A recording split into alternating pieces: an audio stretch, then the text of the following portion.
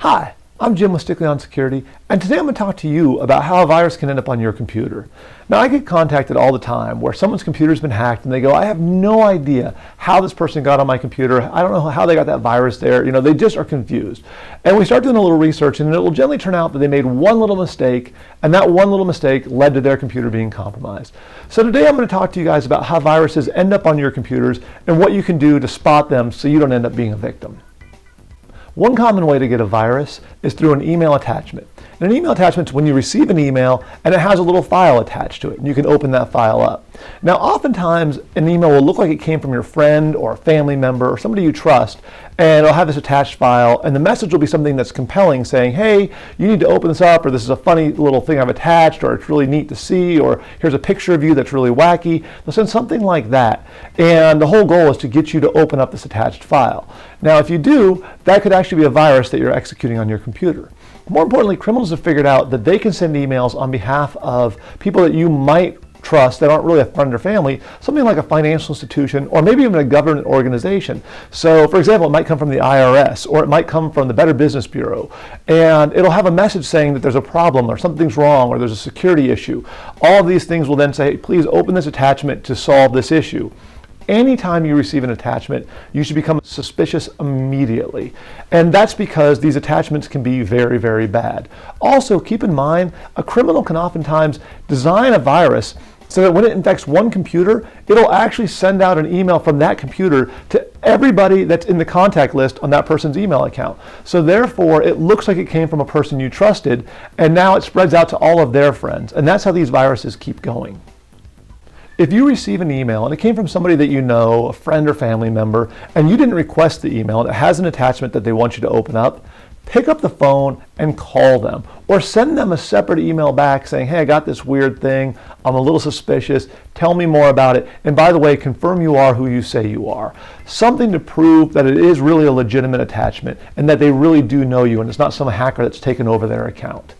Also, if you receive an email from, say, a financial institution or the government or anything like that, instead of just opening up the attachment, pick up the phone and call that agency or that entity or whoever it happens to be and confirm with them that this attachment is legitimate and it's something that they sent. If you can't do that, if you can't confirm it's legitimate, do not open the attachment. Another really common way to get a virus on your computer is through a malicious website.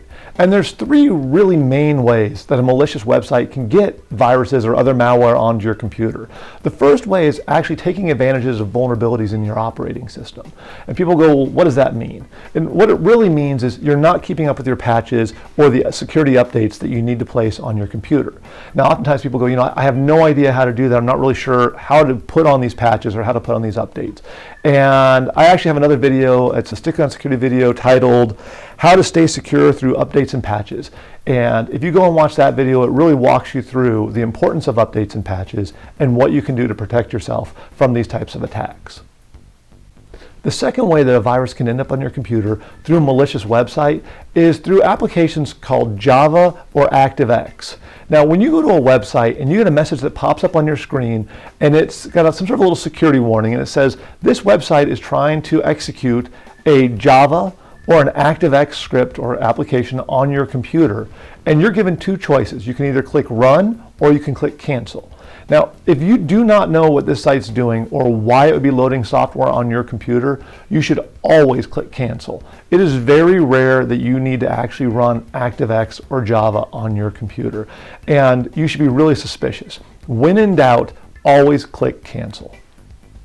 The third way that you can get a virus from a malicious website is through downloading a program from the site itself. And what will happen is you'll go to the website and a message will pop up on your screen saying this website is trying to send you a file. And you'll have three choices. You can either decline or cancel, or you can install or run, or you can just download or save. And if you do not know what this application is, you should be suspicious and you should just hit cancel. And that's your safest bet.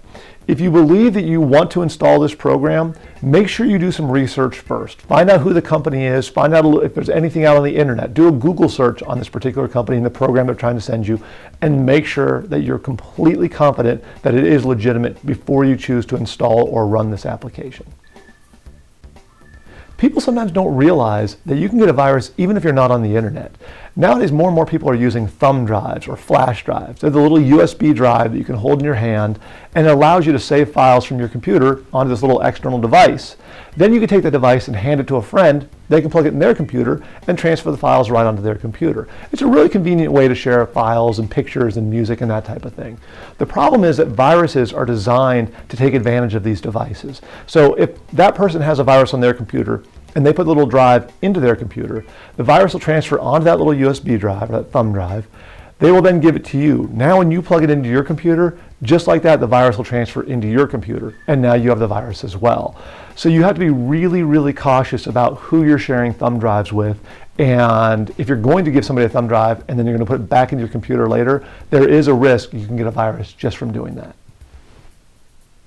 I also want to point out that sometimes people get a false sense of security when they install antivirus on their computer. Now, antivirus is designed to prevent viruses from getting on your computer, and I think every single computer out there should absolutely have it.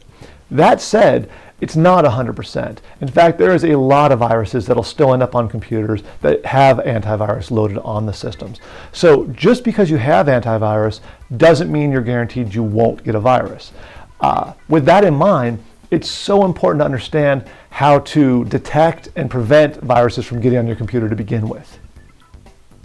Now, obviously, there's other ways that a virus might end up on your computer. But if you eliminate just the risks I've talked about today, you will greatly reduce the chance that you'll end up with a virus on your computer.